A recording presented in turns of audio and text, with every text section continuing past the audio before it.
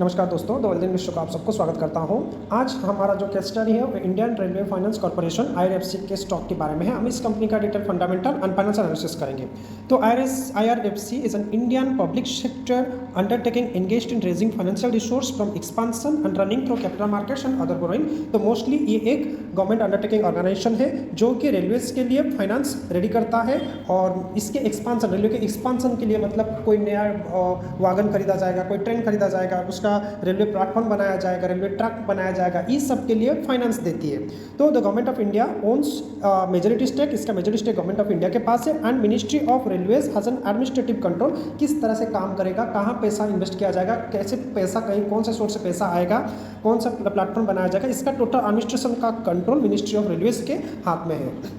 तो ये जो कंपनी है ये दोनों एनएससी एंड बीएससी में लिस्टेड है, आपका फाइनेंशियल सर्विसेज प्रोवाइड करती है। 12 दिसंबर 1986 को इसको इस्टेब्लिश किया गया था। न्यू दिल्ली इंडिया में इसका हेडक्वार्टर है। श्रीमती सिले वर्मा इसके चेयरमैन एंड मैनेजिंग डायरेक्टर है। मोस्टली फाइनेंशियल रिलेटेड सर्विस है। आपका सर्विस आपका लीजिंग, लेंडिंग, बोरोइंग का सर्विस ये प्रोवाइड करती है। उसके साथ साथ इसका रेवेन्यू के बारे में बात किया जाए तो आज पर 2020 के रिकॉर्ड के हिसाब से इसका रेवेन्यू 13,823.45 करोड़ का, ऑपरेटिंग इनकम इसका 13,740.39 करोड़ का, नेट इनकम इसका 3,658.73 करोड़ का, टोटल एसेट इसका 2,06,603.60 करोड़ का, टोटल इक्विटी इसका 18,585.51 करोड़ का था। इसका जो ओनर गवर्नमेंट ऑफ इंडिया है।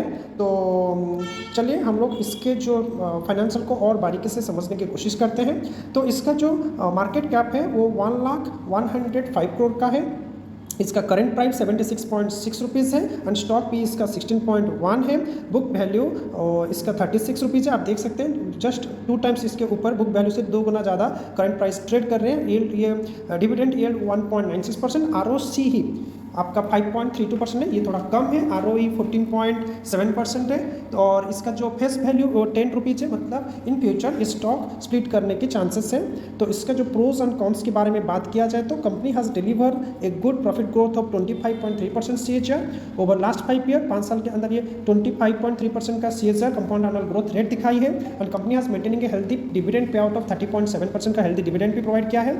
कॉन्स के बारे में बात किया जाए तो company has a low interest coverage ratio, interest coverage इसका कम है। Tax rate seems low and company might be capitalising the interest cost, might be उसका जो इंटरेस्ट कॉस्ट को कैपिटलाइज कर रही है। And company has high debtor of 3,730 days. ये थोड़ा सोचने वाली बात है क्योंकि आपको बता देना चाहता हूँ डेप्टर्स का मतलब है यहाँ पर अगर इसने किसी में फंडिंग लगा है, किसी प्लेटफॉर्म डेवलपमेंट में अगर ये फंडिंग दिया है तो इसका वापस उसका फंडिंग आने में लगभग 3,730 डेज लग जाता है। इसका मतलब वही है, मतलब ये बहुत ही बड़ी कौन से नेगेटिव पॉइंट है दोस्तों। चलिए हम इसके प्योर कंपैरिजन की तरफ बढ़ते हैं। इसका प्योर कंपैरिजन में देखा जाए तो power finance corporation, REC limited, IFCI, tour finance corporation, Gujarat state finance, ये सब इसके पी में आते हैं। इसका पे रेशियो में रेशियो देखा जाए तो आईआरएफसी का पी रेशियो ठीक ठाक है। इसके प्रॉफिट एंड लॉस की तरफ बढ़ते हैं दोस्तों। अगर इसका प्रॉफिट एंड लॉस हम 3 साल का देखेंगे, मार्च 2021 में इसका जो नेट प्रॉफिट वो आपका 4,416 करोड़ का था। मार्च 2022 में नेट प्रॉफिट 6,090 करोड़ का हुआ। मार्च 2023 में नेट प्रॉफिट आपका 6,337 करोड़ का हुआ। मतलब प्रॉफिट में कंटिन्यूस इंक्रीमेंट देखने को मिला है। अर्निंग पर शेयर भी बढ़ा है उसी हिसाब से 3.38 आपका मार्च 2021 में, 4 रुपीज़ 66 पैसा आपका 2020 मार्च में एंड 4 रुपीज़ 85 पैसा इसका मार्च 2023 में देखने को मिला। मतलब अर्निंग पर शेयर भी इंक्रीमेंट हो रहा है। डिविडेंड पे आउट मार्च 2021 में डिविडेंड 31% का, 22 में 30% का, 23 में डिविडेंड पे आउट 31% का ही दिया है इसने।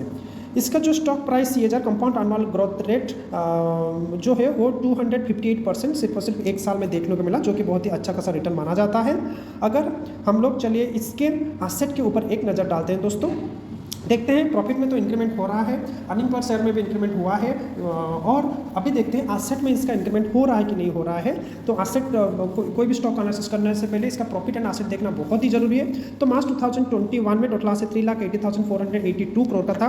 मार्च 2022 में एसेट बढ़कर 4,49,980 करोड़ का हुआ और मार्च 2023 में एसेट 4,91,147 करोड़ का हुआ। मतलब यहाँ पे एसेट में भी इंक्रीमेंट हुआ है। हम लोग देख चुके हैं कि प्रॉफिट में इसका कंटिन्यूसली इंक्रीमेंट हुआ है, अर्निंग पर शेयर में भी इसका इंक्रीमेंट हो रहा है, एंड यहाँ पर आपका एसेट में भी इंक्रीमेंट देखने को मिल रहा है वो, तो ये स्ट्रॉन्ग इंडिकेशन देता है दोस्तों। हमको इस कंपनी का कुछ ना कुछ स्टॉक अपने पोर्टफोलियो में ऐड करना चाहिए, लेकिन हाँ, ये कोई इन्वेस्टमेंट टिप रिलेटेड वीडियो नहीं है। आप इन्वेस्टमेंट करने से पहले खुद से इस कंपनी के बारे में डिटेल रिसर्च कीजिए, आपके हिसाब से कंपनी अच्छा लगे तो जाकर इन्वेस्टमेंट कीजिए, कभी भी लोन लेकर इन्वेस्टमेंट ना कीजिए।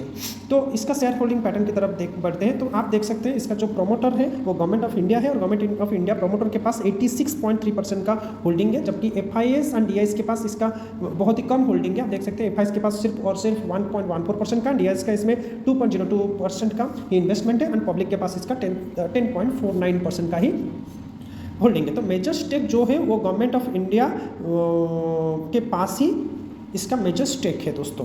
चलिए हम लोग इसके चार्ट की तरफ बढ़ते हैं, देखते हैं चार्ट में ये अपने इन्वेस्टर को 6 महीने या फिर 1 साल में अच्छा रिटर्न प्रोवाइड किया है या फिर नहीं किया है। अगर मैं इस डाटा को 6 मंथ कर दूं, आप यहाँ देख सकते हैं दोस्तों कि 17 अप्रैल 2023 को स्टॉक प्राइस 27 रुपीज़ में ट्रेड कर रहा था, और आज के डेट में ये पर शेयर लगभग 50 रुपीज़ का हाइक अपने इन्वेस्टर को प्रोवाइड किया, मतलब पिछले 6 महीने में बहुत ही अच्छा रिटर्न प्रोवाइड किया।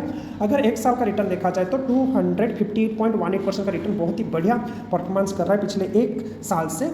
तो लगभग एक स्टॉक में 55 रुपीज़ का हाइक देखने को मिला है। अगर इस स्टॉक को मैं 5 साल कर दूँ तो आप यहाँ देख सकते हैं ये जो स्टॉक है 29 जनवरी 2021 में शेयर मार्केट में लिस्टिंग हुआ था, तब प्राइस 24 रुपीज़ 80 पैसा में था, और आज के डेट में ये अपने इन्वेस्टर को लगभग 210% का रिटर्न प्रोवाइड किया है, पर स्टॉक 51.85 रिटर्न प्रोवाइड किया है। मतलब आप देख सकते हैं 29 जनवरी 2021 में आप ये बोल सकते हैं सिर्फ और सिर्फ 2 साल में 200% का रिटर्न प्रोवाइड किया है। इसमें पोटेंशियल बहुत अच्छी दिख रही है दोस्तों। आप देख सकते हैं नीटली पर शेयर ये 51.85 रुपीज़ का इन्वेस्टमेंट आपने हाइक अपने स्टॉक होल्डर को दिया है, अपने शेयर होल्डर को दिया है, तो बहुत ही बढ़िया रिटर्न प्रोवाइड किया है दोस्तों। इसका बिजनेस एक तरह से मोनोपोली बिजनेस ही है। और देखा जाए आप देख सकते हैं कि इसका जो प्रोजेक्ट आज से 2,20,485 करोड़ का प्रोजेक्ट ये कंप्लीट कर चुका है, मतलब IRFC इतना फंड रेलवे को दिया है, और फॉर्च्यून इंडिया 500 में इसका रैंक 92 है, और पैसेंजर कोचेस आप ये 76,735 पैसेंजर कोचेस के लिए फंडिंग किया है, और 2,65,815 फ्राइट वैगन के लिए फंडिंग किया है दोस्तों। प्रॉफिट फाइनेंशियल 2022-23 में जो प्रॉफिट ग्रोथ 4.05% हुआ था, और आप यहाँ देख सकते हैं नेट प्रॉफिट इसका इंक्रीमेंट हो रहा है। और दोस्तों आप और भी इसके स्टॉक के बारे में जानिए, और यहाँ पे एक डाटा मैं आपको दिखाना चाहता हूँ। देख सकते हैं IRFC has funded acquisition of 13,349 locomotives, 73,979 passenger coaches and 2,59,661 freight wagons. और आपको पता है कि इंडियन रेलवे बहुत तेज़ी से एक्सपांसन कर रहा है, और शायद आगे और 10 साल या 5 साल में ये बहुत ज़्यादा मतलब एक्सपांसन करने वाली है दोस्तों। तो दोस्तों मेरे हिसाब से फंडामेंटली बहुत ही स्ट्रॉन्ग कंपनी है। आपका पोर्टफोलियो में इसका कुछ ना कुछ शेयर होल्ड होना ही चाहिए, लेकिन आप इन्वेस्टमेंट करने से पहले अपने से इस कंपनी के बारे में डिटेल फंडामेंटल एनालिसिस कीजिए दोस्तों। आपको अच्छा लगे तो जाकर इन्वेस्टमेंट कीजिए। और हाँ, हम लोग टाटा ग्रुप की एक सीरीज़ बना रहे हैं, उसमें टाटा के डिफरेंट स्टॉक के बारे में detail fundamental and financial analysis कर रहे हैं। मैं लिंक डिस्क्रिप्शन में दे रहा हूँ, आप वहाँ से विजिट करके टाटा ग्रुप के स्टॉक्स के बारे में, फाइनेंशियल के बारे में डिटेल जान सकते हैं दोस्तों। और हाँ, हमारा इस वीडियो आपको अच्छा लगे तो आप लाइक कर दीजिए वीडियो को, और कमेंट सेक्शन में हमें जरूर बताइए कि आपको इस वीडियो कैसा लगा, और नेक्स्ट वीडियो आपको कौन से टॉपिक के ऊपर चाहिए दोस्तों। और हमारा इस चैनल को लाइक करना ना भूलिए। मिलते हैं अगले वीडियो में, धन्यवाद।